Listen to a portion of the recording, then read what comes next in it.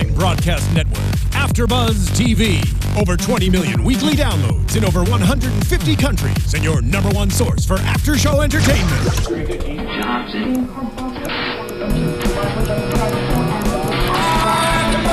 AfterBuzz TV, the destination for TV superfans, producing aftershows for over 300 of your favorite TV shows, interviewing celebrities and showrunners, and bringing you behind-the-scenes exclusives. All thanks to E! Entertainment's Maria Menounos, producer Kevin Undergaro, and internet leader Akamai. Now, let the buzz begin! Hello, everyone, and welcome to another NXT After Show right here on AfterBuzz TV. I'm Kathy Kelly. Joining me, as always, Mark Donica. Kathy Kelly, how are you feeling? I'm feeling great. Wonderful. Planning not to cry this week. People were asking what the over-under was on that on Twitter, which you can find me at SoapboxMark, and I'm going to be on the Twitter because for some reason the YouTube page won't be loading. So use the hashtag ABTVNXT or hashtag NXTeam, and we'll find your tweet. I also was going to tell you that when we did the Monday Night Raw after show, and you were like, Kathy, I can make you cry again. I was like, no, he can't. Just watch. You won't be able to. And then I was bawling in like 2 seconds. So congrats on that. And thank you, Sasha Banks, for the tag teaming on that. The weapon. Next to Mark Donica, the hobo. That's me, feeling empowered for the ladies. Girl power up in here. I mean, I could solid. be a good-looking lady if I really, really wanted to. You are a good-looking lady. Only in certain places at certain times of day. Oh, okay. Hobo by day, hobette by night. Yeah, it's like a freaky were-woman thing. You got the hair for the wear part. And the howl. Yeah. So we have a lot to cover in this week's show. Just before we start out, I want to give a quick shout out to everyone who's commented on our iTunes. If you can take 2 seconds, rate, subscribe, comment, and tell a friend. That helps us so much here at AfterBuzz. So just shout out to Jesse Marks, Shay RB23, and Juan John 1 for the 5-star ratings this last week. Juan John Silver? Juan John Silver. Juan John 1. It really means a lot that you guys are tuning in. It really does. It helps us sort of rise in the ranks amongst the AfterBuzz shows and helps get noticed that, hey, we're doing something good here. Because it's a fight. We're fighting against all the other after shows. No, we're not. Yeah, we are. We're really not. We want the network as a whole to do well. Seriously. But we put our hearts and soul into this show. So it really means a lot that you guys took the time to do that on iTunes. Anyways, getting into last night's NXT, we start off with a segment to kick off the show last week on NXT, and it seemed like there was it was like almost higher production quality this week. I don't know if you noticed that. Like, it seems like their graphics are getting better, the commercials, like all these things are just it felt a little bit snappier. Yeah, it didn't seem like there was as much of there was a break, but it was more of a then, you gotta sit through these commercials. We gotta sit through Shop Zone commercial in between every segment, this, that. No, it felt now that there is so much content per episode, they're adjusting how the show runs to make it a better show on the whole, and that's great. I'm just looking at this. They didn't have any backstage segments, stuff at all, but what they did have were recaps from the Japan show and from Comic-Con. Yeah. Which people coming to the important. ring, people coming to the ramp, which we'll get to. So the first match of the night was the long-awaited tag team Jason Jordan and Chad Gable versus Elias Sampson and Steve Cutler. Jason Jordan and Gable were victorious with a really cool finisher. I know you want to talk about that. I've not seen anything quite like that. Because it's hard to catch a man falling out of the air. Well, he didn't so much catch him as much as he guided him. Well, guided him down to the floor. Yeah. Just chucking, doing the chuck. Yep. It's like backward. Oh man! I would not want to be the guy that's taking that. That just looks terrifying. Honestly, it's not that bad, but it's the hardest part is the bridge at the end that Gable did. That's the really hard part. I call that a pass the buck back suplex. It's just, here you go, boom. What do you guys think of these two together? We've just kind of started to see them work as a team. Yeah. This was more of, like they said on commentary, this was more of a tryout match for Gable. So we got to see how Gable worked, and his style was really interesting. So flashy. Mat game, but a flashy mat game. Yeah, was he ready and willing? I would think he was more than Gable. He's more than Gable to handle the task at hand, and I think now, like, this was the match to get TV ready, willing, and Gable for Chad, and then the next time they're going to be in the ring is, I think, when we're going to start really seeing the double teams and the working together and everything. But a wonderful debut for this tag team. Yeah. Finally got to see him. Only double team they had was their finish. Yeah. But it was enough as an exclamation point on the match as a whole to cement these two together.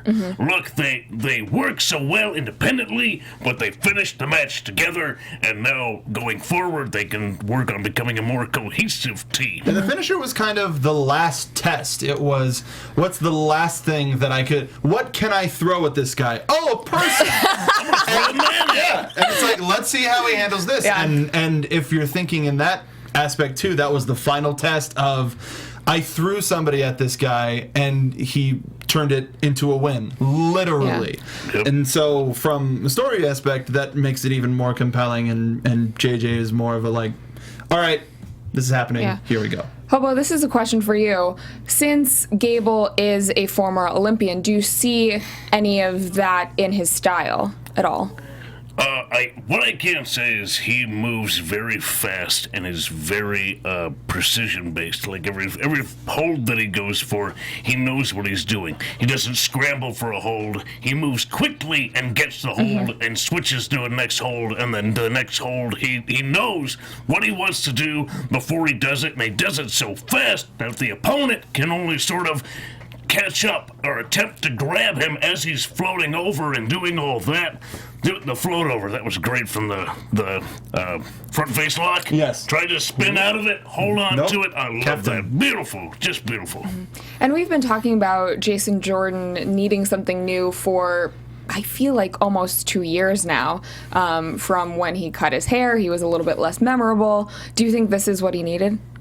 I think this is a step in the right direction, because we started to see his personality, where before he was that pretty athlete, All-American type that's, oh, all right, cool. Yeah. Even when Jack Swagger first showed up, he has interesting proportions, which made him stand out a bit, but once he got that extra character with Zeb Coulter, did he become more interesting?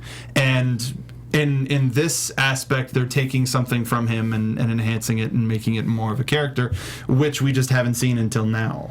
Sometimes it takes another person to bring the best out of you character-wise. Somebody who's able to just be themselves and be so natural on camera and charismatic. And I think Gable on camera is very charismatic, and it's sort of pulling Jason Jordan along. He's starting to blossom. I would say an example of that on the main roster is primetime players. Right. They complement each other so well, and I think that that's what we're seeing now, and hopefully we'll see in the future with Jason Jordan and Chad Gable, is that they have this weird dynamic where they play off of each other, and that's what's going to make them get over. And make them memorable. For sure. Next up, we have a Raw recap with the women of NXT debuting, and I think that image of the three girls from NXT doing their submission moves in the center of the ring is something that is iconic. Like, we will see that again for years to come. I think, like I mentioned on Twitter, that there's probably at the very least, one girl, 5-year-old girl, who's going to cite that as the moment that she wanted to become a wrestler. One. And I also think, and this is just how my mind works, and I know how WWE's merchandise machine seems to work, is we're going to get that image framed with a piece of that ring like square and sold as a collectible. I with a piece of the ring. Yeah. No, they do that. Piece of The canvas. They cut up How the about canvas. a hair extension? One of my favorite comments tonight. One of my favorite comments from the Everybody's debut that Sasha kept retweeting was somebody saying that when that girl shows up wanting to snatch her edges and it's her just like waving at the thing and it's like loved we kept on getting tweeted the comparison between the Powerpuff Girls and the three of them. Yeah. So that was beyond adorable. I have a very soft spot for the Powerpuff Girls. But also, Triple H isn't made of straight lines, so there is. He's not so much a professor. No. I mean, you can argue that maybe he is, but he's a lot bigger. The only tool he seems to be good with is a shovel. So the next. Mark, you didn't get to talk about this segment on Raw. Yeah. Really. So what are your thoughts? It was. Unfortunately, I didn't get a chance to see it live. I was literally recording a show as it was happening. I tried to tell you, get in here now. No, but right before we went live, I saw everybody. Essentially, the internet database blowing up. It's happening! And couldn't be beyond ecstatic, legitimately surprised, but happy that they got Becky Lynch in there. Because the rumors, we, as you mentioned on Raw, we had all gotten the tweets about Sasha and Charlotte are backstage. Like, sure, of course they are. But I'm happy with how everything turned out because Sasha is such a good heel that to be like, oh, she's with Paige and Charlotte now. Yeah. Cool. So that's another thing that I got a lot of tweets about it being racist almost because they paired Sasha with Naomi and Tamina, but I really don't think that that's the case at all. They have 3 separate teams, each of 3 girls, Brie, Nikki, and then Alicia Fox, who is a different race than the Bella Twins. Yes, they do have... They're all human. so it's really not that racist because everybody's of the human race. So, But I think that people were upset that Sasha was paired with Naomi and Tamina because they thought that it was a race thing. No, and I really don't believe that at all. I think that they wanted to pair her with 2 heels, or alternatively, would you have rather had them bring up a different heel as opposed to Sasha, which would have meant, what, Emma or Dana? Or Alexa? Or Alexa? Yeah, Alexa. I don't see any of those happening. No. I wanted these 3 girls. I mean, I wanted Bayley to go up as well at this time. But also, the idea of Naomi and Sasha as a tag team, but to me it works as well. But together. It does.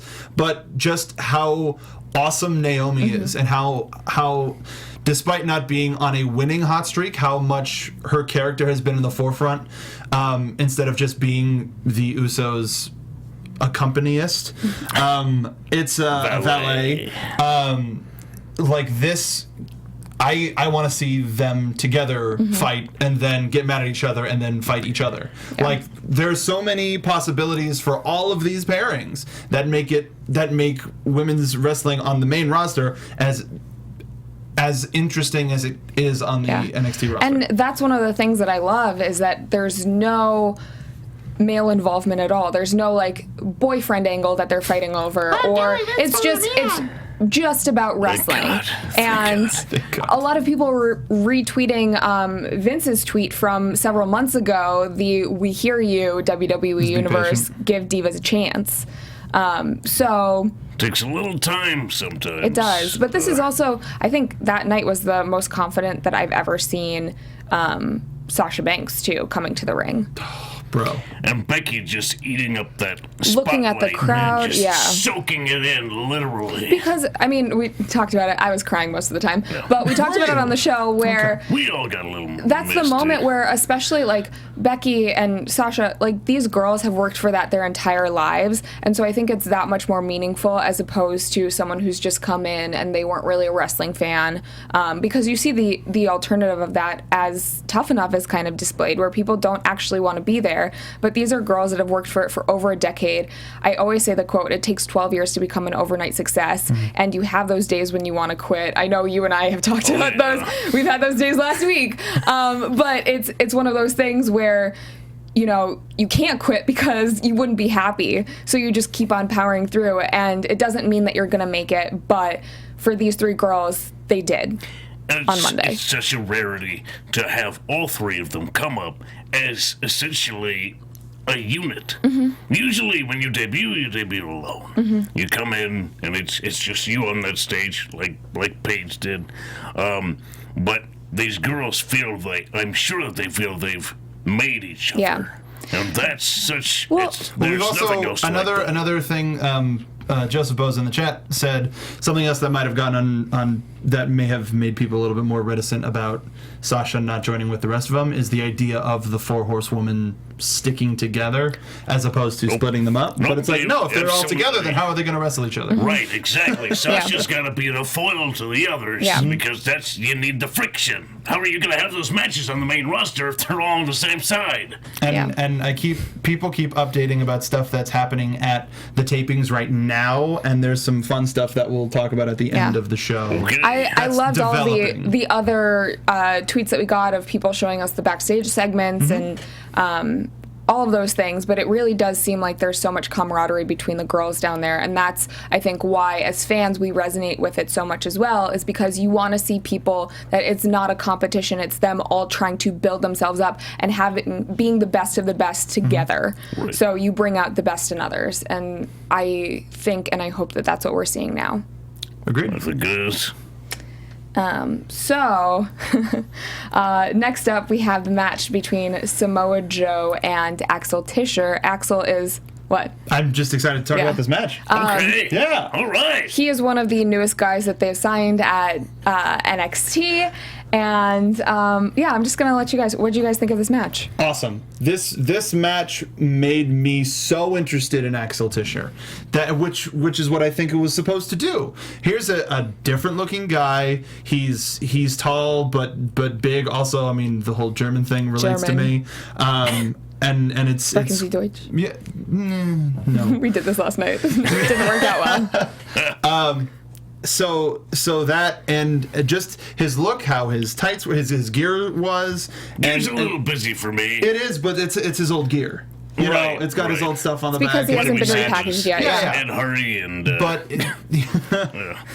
it was interesting. But the thing that I noticed the most about this match is I've seen this match before, but it wasn't Axel on the other end. We're getting the dominating heavyweight again. But I don't hate it this time. You don't hate it this time? I like because it's an Samoa actual Joe. match as opposed to like show up, bar, and then just. It's an actual match, and it's someone that we've seen, even though we haven't seen much of his personality, we've also seen a lot of his personality. We know his story, so I'm excited to see him as opposed to these guys who. It's the dominating force, but I don't actually believe it. Okay. This one I believe. I believe that Samoa Joe could destroy me, or Joe's gonna kill you. I believe that too. I believe that. But it's also more of. I'll use this example instead. It reminds me of Mojo Rawley, where he gets into like, oh, this part of the match he'll do this move. This part of this match he'll do that move, and that's fine. Oh, I thought you were making the comparison between him and Baron Corbin. No, more Mojo, where it's like, oh, well, this is how this match will turn out because he started doing this sequence. Yeah.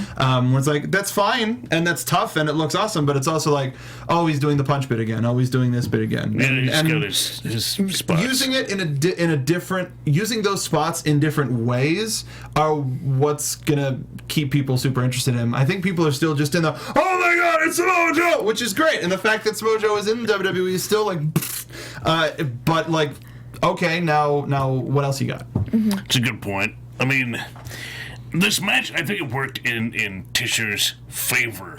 To sort of let him show off what he was capable of doing. He did show off quite a bit, and it allowed Samoa Joe to look like he's just a damaged sponge. Like he just soaks up all this stuff and just does not care.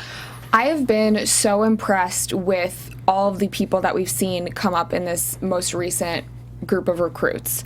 Jesse McKay, Casey Cassidy, like all of those people, Axel now. I think that's what we need. We needed people who were wrestlers on the indies coming in and doing their thing. Like, they're already ready to go. They don't need 2 years of developmental to then start doing live shows down in Florida to then maybe debut on television. We want people that are passionate about it and have, done this their entire lives because they're ready to go. It elevates the company. You just need to fast track some people. You bring in the experienced talent, those that have had experience on television, working in front of crowds, know how to work a camera, know how to work a ring, and all of a sudden you just go the match. And it's not so one-sided. It's not this landslide where the other guy just gets buried, isn't able to do anything. Tischer was able to get off a whole lot of offense, and we're seeing this more and more commonly. Everybody's coming in, and they're looking strong. And I think it benefits everybody, because the person who gets to win beats somebody, and the person who's just coming in looks like somebody to beat. And we've got Undertaker Punk in the chat. I saw Axel versus Uha at the last house show I went to, and it was a great match. Fantastic. I want Glad to to see hear that. it. Yeah. After this match, we get a closer look at the Lone Wolf Baron Corbin. It's coming for you, baby. Yeah. He It's coming says for you. that 99% of the population would do anything to accomplish something great. What? So, wait a minute. I just realized something. So does that make Baron Corbin the 1%? Yes. Yep. That's funny. Well, I guess. Oh no, that works for the biker gimmick. Okay. 1%. All right. You know what the 1% is, and as far as bikers are concerned, Baron, you could it's drink the whole milk. most violent 1%. Yeah. Yeah. So that actually works to the biker gimmick, and you brought it up. So he basically says that other guys aren't as good, and he's got 4 Super Bowl rings, and No, they're division rings. championship. Yeah, sorry. And other guys have worked for hot dogs and chips. That was quite the line. Is that a dig? That's a dig. No, that's a dig at everybody who works for a hot dog and a handshake. Saying that he's made more money in his that- career than they have in their lifetime. Yeah. I like this a lot because this is more using his background into the person that he's become, as well as just making him look like the biggest jerk. Really? He does 'Cause it's look like- I'm better than everybody else here because I didn't have to go through that stuff. I was busy being a professional, and they asked me to be here, and I am bestowing my presence upon all of you. You're welcome. I mean, it makes me hate him, but I want more behind it, and I'm not seeing that. Like, I don't know what it is. It's the same thing that they say to, if anyone watches Tough Enough, the same thing they say to Sarah Lee is like, you're just not giving it, like, there's more there, like, I just want to pull it out, and, like, I don't know what it is that's holding him back. Because I see it there. It's like, they probably- believe in him, but... It's probably just something personal that he has to get through.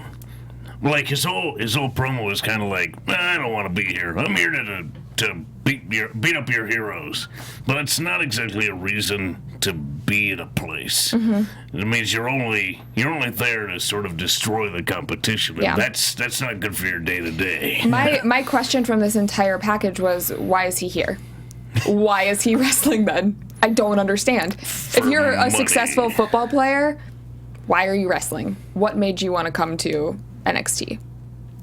Right. And I think we'll see more of that in the coming weeks.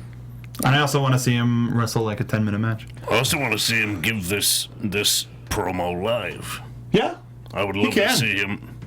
I would love to see him do it. He can. I'm sure that he can, but I want to see him do it. Yeah. Agreed.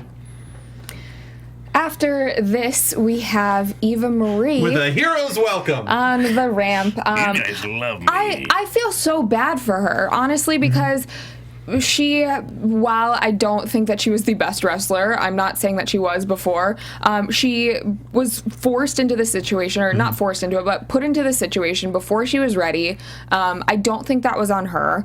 And now she has taken the time to train, whether it's because WWE wanted her to, whether she wanted to, and people aren't giving her a chance. Well, that's what I would love to know. Like we did these interviews over the phone, and now that she seems to be down in NXT at least for a little while, like I want to add her to the list of people to interview for the show, because people don't know her. That's the thing, is you go on Total Divas and people kind of know me, but that's not her. Her on, You think that you know these people because you see them on TV on every reality week. television, and that's not them, Yeah. Like the Zack Ryder. It's a version of themselves. Yeah. It's Zack Ryder on the Z True Hollywood Story or Z Long Island Story wasn't the performer. That was Zack Ryder, the character, So I would love to just have an opportunity to sit down and talk with her so that people can hear about her, because I'm genuinely curious. I also want to know more about the time at Brian Kendrick's and all of that stuff, because there have been a couple moments that they've shown on Total Divas this season, along with the little clips that we've seen of her wrestling, but she looks so much better in the ring. The little that we've seen on Total Divas last week, she was taking a few bumps, and it just looked better than she had ever done it before. So I agree, and it's just one of those things that people resent her so much now that she's going to have to really impress, and unfortunately she's going to have to take the beating worthy of somebody to be cheered for. That's how you make a hero. You have to beat the hell out of them. Unfortunately, she represents what we were talking about, of the girls that come in and they aren't necessarily passionate about it beforehand, but then it seems like she genuinely does want to be there, so she's taking the right steps, because honestly, she could quit if she wanted to. She's married now. Maybe she wants to start a family. She doesn't have to be there, but she is. That's another reason why I'd love to talk to her is that she made this decision. Like, what made her? Was it people telling her that she can't? That's an even better story. The fact that people are saying you can't wrestle would make me go, yeah, I can, and I'm going to show you all how. I want to say something that a lot of people probably don't know, but in the group of girls that she came up with, she was the first one to sign the contract saying that she wanted to go. When they offered the contracts to multiple girls, she was the first one, her and JoJo, and the other girls waited on it. So she clearly wants to be there. Yeah, she knows that there's something to this industry, and she wants to be a part of it. And, maybe they should have put her as a valet first. She came in the same time as Lana. Maybe they should have done something differently with her as opposed to just putting her as a wrestler first. Yeah. You cannot put anybody on television who has no experience in the ring, period. And that was the thing, is she was traveling with them every week. She was taping a reality show, which you don't realize. It's not that the cameras just come into your normal daily life. You have to schedule out hours of time to tape these scenes, reenacting things. So that doesn't leave much time for training.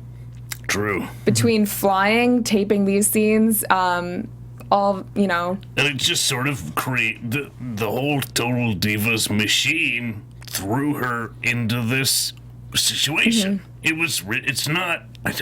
And I'm not saying that she's going to be good when she comes back. I'm just very, very curious to see, and I do believe that there is some sort of passion behind it. Yeah. You have to be. You don't do this stuff because you don't like it. You have to like it, and then you can build on it. Yeah.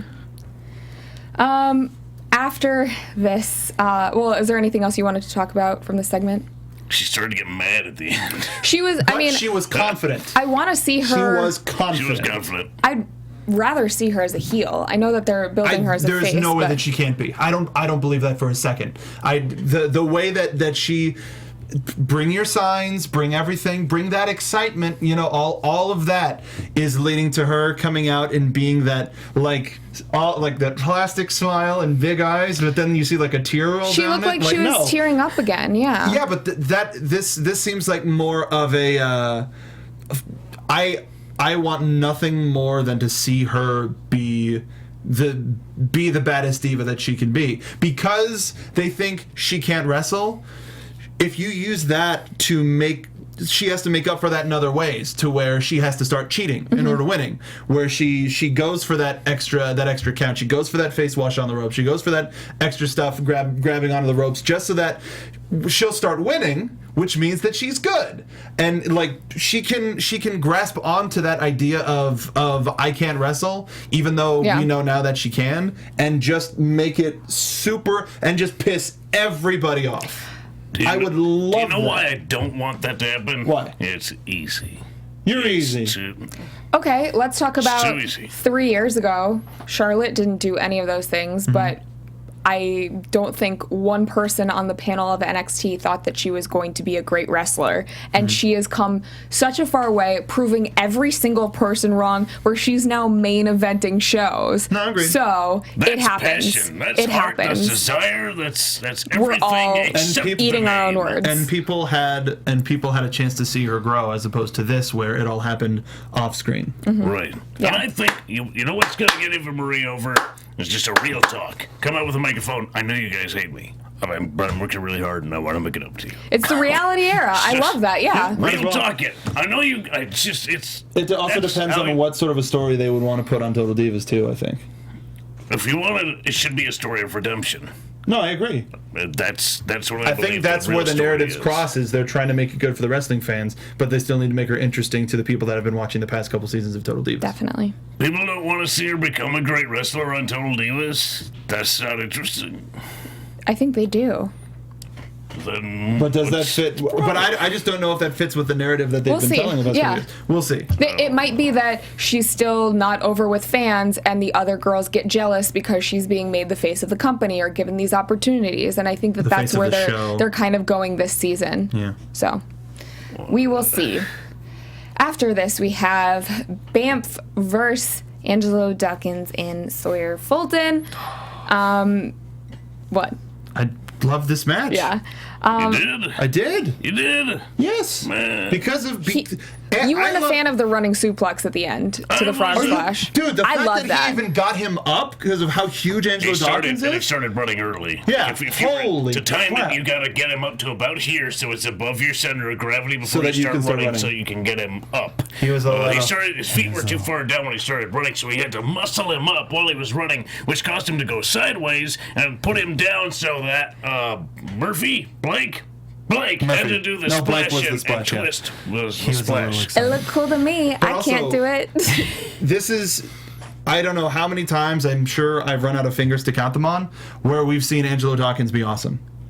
And I've been a fan of his and a proponent of his ever since he kind of showed up the first time, and now that they've dropped Shoot Nation, at least for the time being, like, they're keeping them as a tag team, they're keeping him and Sawyer as a tag team, but I just want to see more of him, especially those first, like when Blake was in the ring first and was just like, we're the champions, why do we have to waste time with you? And then just straight right, and just totally rocking him. And yeah, they still came off as strong because of the interference at the end with the corner stuff.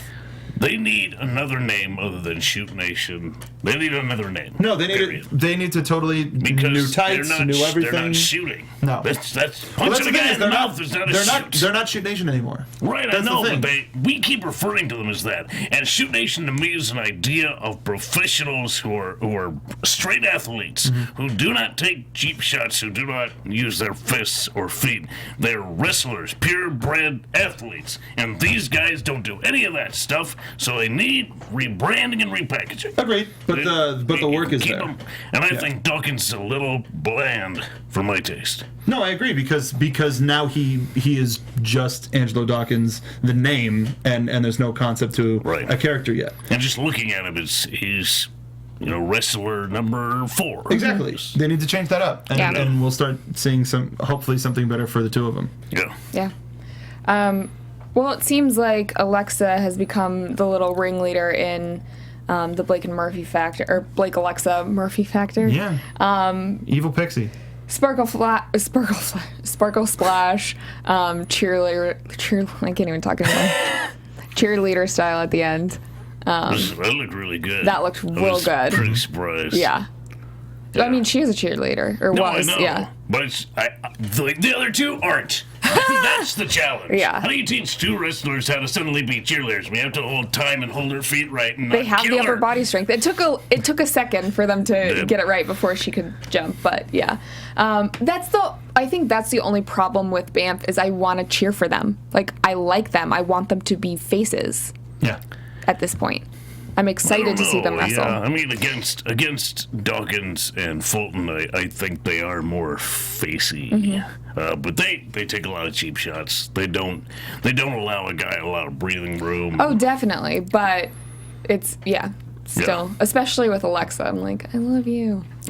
But I think she's the worst. She's absolutely the driving force of evil that is that tag team. Because you just see her with those belts, and that's why she's there. So she's evil, but she looks so sweet. Belts. That's why it was fun to make her a bad guy. Yeah. Exactly. Yeah. Oh, this little thing bites your finger. Like, seriously. You're so Yeah.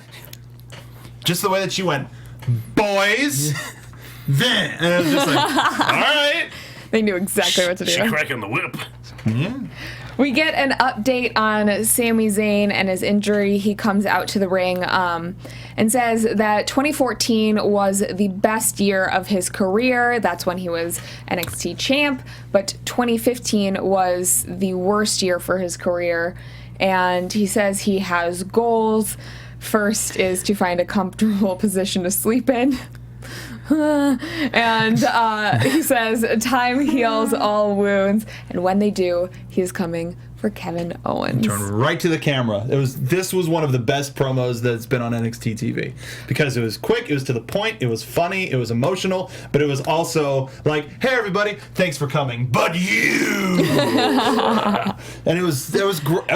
I agree. It had the perfect flow. I think it had the three point breakup that your promo really needs, and I love it when guys talk right to the camera. I just love that. Yeah, because it shows confidence. But it's also like we see so many people, talking to whoever's over there whenever they're doing a promo, and they're trying to like, when I get my hands on them, I'm gonna know they're watching you, so you should look straight at the camera. Like we've talked about it with Rhino, with Dana Brooke, with other folks too. But it's just like it doesn't have to be the whole time. It's not an easy thing becoming comfortable with talking to the camera. Exactly. You really have to be connected with give you anything. people. Yeah, that's the hard part.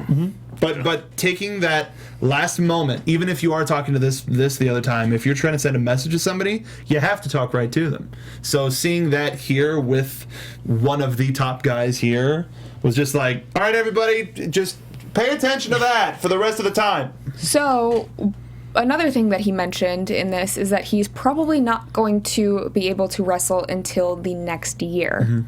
So we might not see Sami Zayn back in the ring wrestling until 2016. Back in the ring. But I'm pretty sure that we're going to see him around. I hope where so. He's going to be doing Yeah. promotional stuff. Skanking. Definitely. Skanking. Everywhere. That's what it was. I was trying to remember what that was last night. No, like, and when it was coming out, I was like, skank some more. But interesting note. So this was taped however long ago it was taped. And he had the arm brace with the pad and the pressure ball. That thing's wild. At Comic-Con, he didn't have any of that. Okay. He All was right. completely So do you think that was him? I don't think so. I think that was still him recovering. It's been 4 weeks, 5 weeks, 6 weeks. So since then, it's probably That's like... right. It's been a month since this episode. So it's like, taped. okay, so maybe just...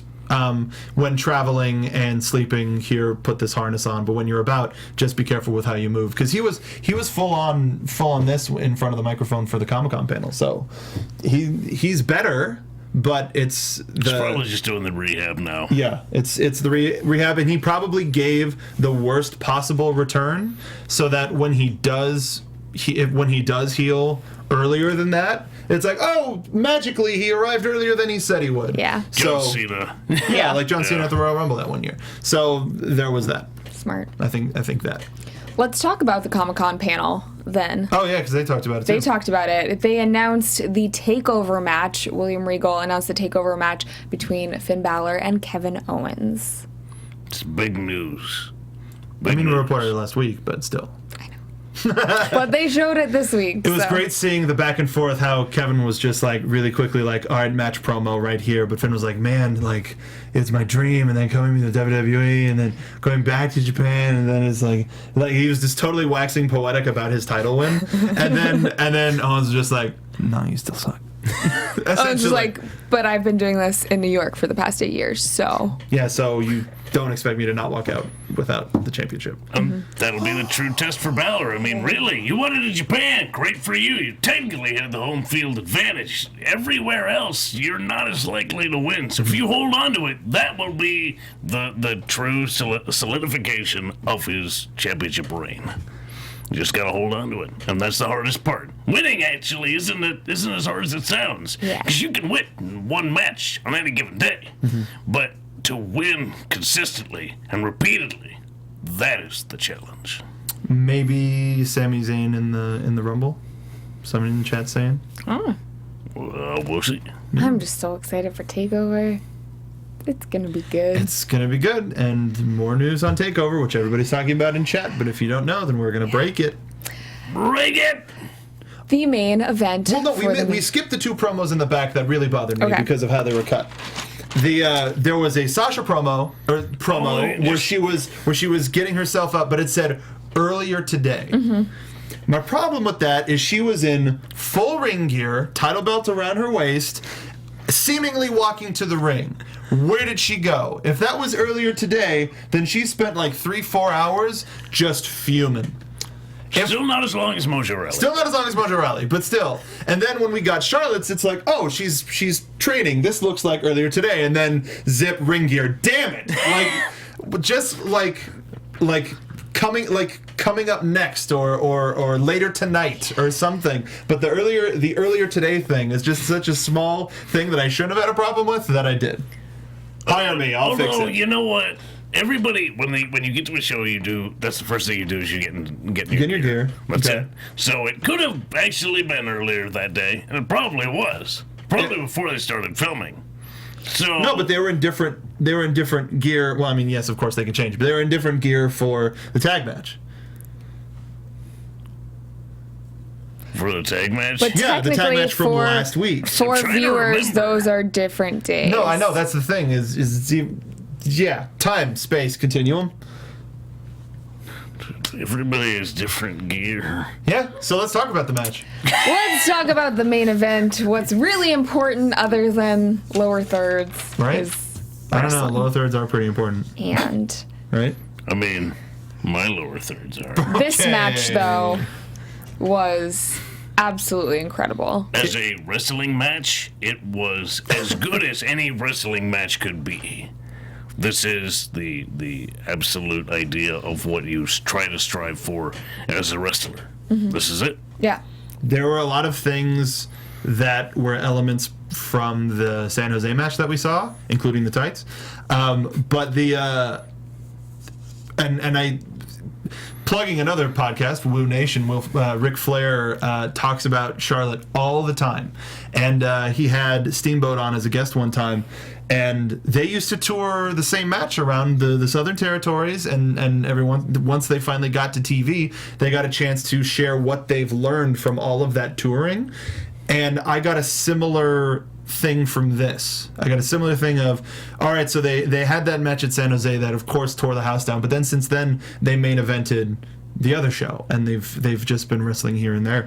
And this is just the culmination of an amazing friendship, an amazing feud, and their rivalry is something that should not stop ever. Because they're having better matches. I was about to say I want to see it on the main roster, and I feel like we're going to. So that's really exciting. Hope to God that we get a 20-minute, 25-minute match. I would, to be perfectly honest, I think they could go 60 minutes, and everybody will be absolutely floored if we're getting to old school territory. Everyone always talks about how on Raw this past week, the women got a "This is awesome" chant without even having a match. We got a "This is awesome" chant tonight. And we talked about this on Raw as well, how in the interviews that we've heard, we did one with Bayley, we did one with Sasha, and both of them said the same thing, that their goal is to see the women main event a pay-per-view. I don't think that they would both have that same goal or be able to say it if that wasn't an actual possibility, something that Triple H is saying, I want that to happen as well. So hearing that from multiple people, I believe that it's going to happen in the next 3 years. It's possible, but it will take consistent hard work. Much like we saw tonight, and I'm sure we will see in New York, it's going to take a lot of hard work and consistent quality. But I think it's also got to take dedication from the creative staff as well. Like they have to know that this is going to be a long burn. So then my question is, do we think that since NXT is Triple H's baby, he's now going to have that much more invested in these girls coming to the main roster and overseeing creative there to make sure that it doesn't go poorly? It's possible, yes, that he would be overseeing that just to make sure the transition is as smooth as possible and they get the quality that they have been getting in NXT. It remains to be seen because it just happened. But yes, I hope that is indeed the case. Anything else that you guys want to talk about from this match specifically, other than hair extensions everywhere, big statement for the win, the girls both having such an emotional moment afterwards? I mean, another technical note, no more Times New Ratchet in Sasha's intro. It's that beautiful sparkling diamond, it's like cool, awesome. And she's not a developmental anymore. Did they just use the sound bite from Alexa Bliss's old entrance? Yes. No, the wind chime bell has been the belt thing for a while, and it's like, here we go. We've got an amazing rivalry with two awesome competitors. Fluffy butterflies. No. Hate it. Beyond just like, it was fine until you played that noise. Because remember the Divas, the tournament for the Divas, bang, whatever. Sorry, audio listeners. Just the. Like that would be better. Like Hobo mentioned, this match technically was so interesting and thrilling and compelling, even starting with just the heavy lockup and just sticking to it and just rolling through and just. Do you know how you're watching a good wrestling match? When they work the lockup. Seriously. That's how you know you're watching a good wrestling match. When they give the lockup time, right. That's what they're giving time to. Then you're like, well, what else are they going to do? This is really good. Really great. Sasha is a big fan of the straitjacket setup, which we noticed a lot tonight. But it works for her. You go for your finish every time, because why would you go for anything else? You go for your finish, and other moves come out of that. Yeah. Because the other person's going to counter because they know what's going to happen. So they try and get out of it. She's working toward her finish the entire time. That's exactly what you're supposed to do in a match. Also, the electric chair, or how Charlotte got Sasha out of the figure four neck lock, or vice versa. Put her up in the electric chair, spun around. Nope. Brings her up powered again. her straight back up. How? Wow. Force. How? But also, there's so many just super mark-out moments in this, where it's like 3/4 of the way in, and Sasha's building up. I am better than you. Smack. Nope. Chop, chop, chop. Forward, chop, chop. Shoulder. What? Just beating the hell out of her. And the emotion and the character and all of that being just coming to a head. It was even more leading into the end, where I was like, so Sasha kicks out of the figure four. And then it's like, oh, okay, so then Sasha's going to get a chance to do hers, and then Charlotte's going to get out, and then we're going to be like, well, what do we do now? And we're going to keep going. And it was even more of a surprise that she just stuck it and left it and nailed it and showed how strong that is compared to the figure four. And it was just even more of a it was like a wow moment. It was just super hair blown back. What an amazing moment and match. And you can tell they worked as hard as they possibly could. These two girls, by the end of it, were drenched in sweat. There was hair everywhere. They worked. They worked pretty by the end of this. And that's what I love. These are not models. These are athletes. These are people who are working. But that's what happens when you have people with that much passion who have, put this before everything. They have left their families in different countries, or put dating on hold, put having families on hold, all of these things to wrestle. That's when the passion happens, and that's when you're creating these incredible matches as opposed to just trying to get through it so you get your money or I feel whatever. like this is a promo for Tough Enough. Ron Corleone in chat says, I don't buy WWE DVDs anymore, but if they put out a best of NXT women, I'd buy it day one. Yeah. Yeah, Let's do that. I like that. But also, we've got some folks in the chat have been talking about how the end of this match with them embracing and just essentially this rivalry seemingly coming to a head on NXT was like, okay, Charlotte's done in NXT now, and that was a goodbye. But that's what everybody thought just because of how it was. But she was at the tapings tonight, so people are confused. I don't think. No, this wasn't a, well, that was it. This was more of a, we did it. Mm-hmm. Another milestone. Yes. Another milestone. Headlining a taping now. Yeah. They've headlined house shows. Now they're headlining tapings. What's the next step? Stole the show at San Jose. Talk about seizing an opportunity. Beyond.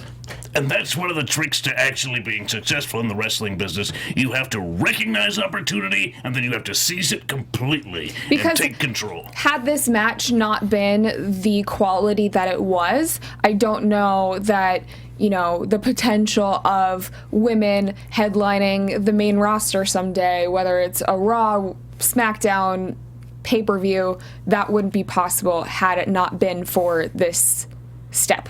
Absolutely. It's the hard work along the way. If there was one misstep, it's like trying to view history through the lens of what if. If there was one thing that would have happened differently, none of this would be happening right now. Yeah. We see such a bright future for everything that's already happened. We go, look at what's happened. This only sets us up for greatness. Our hopes are higher than they've ever been. If for the women's division, for women's wrestling, and for wrestling as a whole. That women can toe the line in wrestling, period. That they can be wrestlers. Girls! No, like, really? Really? I'm not gonna fight this. I love that I'm watching athletic females. It has nothing to do with females. I don't care about women, like the way they look. That doesn't matter. First and foremost, it's your ability in that ring. When you get in my ring, you better be able to bring it. You should be able to kick ass and just burn the place to the ground, and they're doing it, god damn it! He's right. I love it. Everything about it. This episode was a great episode overall. Yeah. Really looking forward to the next set of tapings and TakeOver. Which there is some news from. Okay, let's talk about it. So, it was announced on Twitter by WWE officially on their accounts that Jushin Thunder Liger is going to be a part of NXT TakeOver Brooklyn. Drink that in. But at the tapings, they announced his opponent. Ooh. And would this be considered spoiler territory? I wanted to know your opinion. Because I would love to talk about it. I've been on my phone, if most of you have noticed, trying to see if WWE had announced it on their if they've announced it officially. If you guys don't want to know, just skip over the next 30 seconds. Yes, the next 30 seconds. Tyler Breeze. Whoosh. That's just really good. Okay, awesome. We'll talk about it when they announce it. Moving on. Awesome. But that was Jushin Thunder Liger at NXT TakeOver Brooklyn. I think that's a great segue into the question that we posed at the end of the show last week. We asked you guys which indie wrestlers you would like to see in NXT, and we got some great responses. Rushina on YouTube mentioned Ricochet, Brian Cage, Candice LeRae, Adam Cole, AJ Styles, Veda Scott. Harry Waterhouse mentioned Austin Aries, which was a hugely popular pick. I think that's actually one of mine as well. Joseph Boza said Leva Bates, obviously. Cheerleader Melissa, Angelico, and Jack Evans. Tada 101 said Zack Sabre Jr., Young Bucks, and Athena. There were so many responses. Loved every single person I think you guys mentioned. I want to ask you guys, what are yours? Well, I'm going to let him not go first. Actually, I don't want to. I don't really want to answer this. Okay, I've been playing favorites with my peers. True. Yeah. So I'm I agree with everybody that they say, just as an effort to be a little different. Not just because he's one of my best friends, but I would love to see the hobo tangle with some of the folks up there. Secondly, Jervis Cottonbelly is one of the most entertaining characters, wrestlers, all of it. And if you don't know who Jervis Cottonbelly is, do yourself a favor, right after the show, or open up a new tab and just keep listening. Queue up a whole bunch of Jervis Cottonbelly, He gave me a flower on sweetest Sunday. the sweetest man in the world. Hashtag Gentlemania. Seriously, he is so damn entertaining, and I can't imagine him. I want to imagine him working with somebody like Kevin Owens, or like right? Why not? Why not? Or just in general, even you two working together would be just like this is what wrestling entertainment is supposed to be. So Hobo, Jervis Cottonbelly are my two folk that I would say. Awesome. Yeah, I love Jervis. He's amazing. We're friends. he is like nobody else. Nobody else is like Jervis Cottonbelly. Mm-hmm. So, is this something that you're refraining from answering then? Yeah, I don't want to answer. Don't. Oh, that's fine. These are people I know personally. Yeah. I'm not gonna pick favorites. Yeah. Oh wait, I think James in the booth would like to take part. James. Oh, Let sure. us know. I would like to see Willie Mack Oh, definitely. Sure. and ACH. Yeah. That'd be really good. Cool. Super down. It's great to have another wrestling fan in the booth. Yeah. So that I'm not the only one who contributes. So thank you. Thank you very much. So we have another question to ask you guys this week. Leave us your comments in on the comments on YouTube, and then also tweet us your thoughts using the hashtag ABTVNXT. We want to know, with Sasha potentially going up to the main roster, who would you guys like to see? Not saying that this is going to happen next week or in the next month, but who would you guys like to see as the next NXT Women's Champion? Who do you think has what it takes to be that next? We won't answer ours. We'll save it for next week. Yeah, it's an interesting conversation that I don't think we have enough time I think we should have a longer conversation about it. So leave us your comments on YouTube, and then, as I said, tweet us using the hashtag ABTVNXT. We have one more thing to talk about before we wrap up the show, and it's super exciting for you guys. This is something that we have talked about for about a month now, but it's finally happening. We have some giveaways. So, 2 DVDs, The Ultimate Warrior, The Ultimate Collection. It's a 3-disc set. I didn't know you were giving me the Ultimate Warrior one. What, are you jealous? Maybe. And Greatest Wrestling Factions, also a 3-disc set. We are going to give these to the person who we are opening up, I guess. It's a contest, y'all. A contest. Yes. For whoever can create the most creative Photoshop picture, whatever, of NXT. Yeah.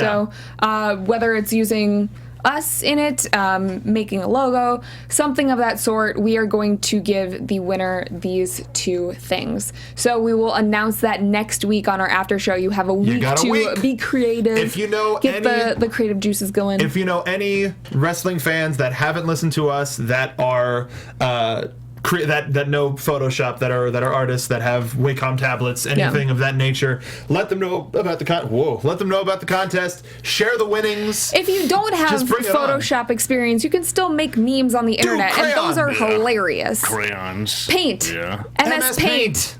Sure. Do MS Paint of the 3 of us. That's not Draw. MS Paint. You 'cause can get like extra points. use some crayons and use a napkin or something. Draw something And it and doesn't have to take be a like picture a of scanned. it. Draw Yes. something, take a picture of it, and But we'll show them. Use We're it really in looking mud. forward to what you guys come up with, and we will announce the winner next week. Tweet us your submissions using the hashtag ABTVNXT, or tweet them at us. What are your Twitter handles? Our Twitter handles. Well, also if this contest, if a lot of people enter, then we will probably do something a little bit We closer are to. going to do more in the future. Oh, fine. Just go ahead and say it. You can find me on Twitter at SoapboxMark and at The Gimmick Pod, which is our secondary wrestling podcast where we kind of just shoot the breeze and talk about any sort of. Don't shoot the breeze! God. See, I was gonna be a defense and say not Tyler Breeze, but like the wind. Oh. Because I can't say the other thing. So at the Gimmick Pod, at Soapbox Mark, at soapboxcartv.spreadshirt.com is where you can get your very own NXT team t-shirts or any other merchandise that you might want. Just let me know and I'll make it. That's really, please. Hobo, where can they find you? To SummerSlam, please. You can find me on Twitter at YourHobo, ProWrestlingTees.com/hobos, where you can get my personal line of very, very attractive t-shirts. If you want to learn how to wrestle, it's CWFH Training on Twitter, and there's a house show, an ROH house show in Vegas that I may or may not be at. Cool. You can find me on Twitter at Catherine Kelly and on Instagram at Kathy Kelly. Are we doing a gimmick after this? We're gonna. Right. Let's do a gimmick after this. Let's do a gimmick. That's gonna happen. So tune into our thoughts on that. And we will see you again next week. You can follow all of us here on AfterBuzz TV on Twitter and Instagram. See you guys next Thursday. Yes. From executive producers Maria Menounos, Kevin Undergaro, Phil Svitek, and the entire AfterBuzz TV staff, we would like to thank you for listening to the AfterBuzz TV network. To watch or listen to other after shows and post comments or questions, be sure to visit AfterBuzzTV.com. I'm Sir Richard Wentworth, and this has been a presentation of AfterBuzz TV. Buzz you later. The views expressed herein are those of the hosts only and do not necessarily reflect the views of AfterBuzz TV or its owners or principals.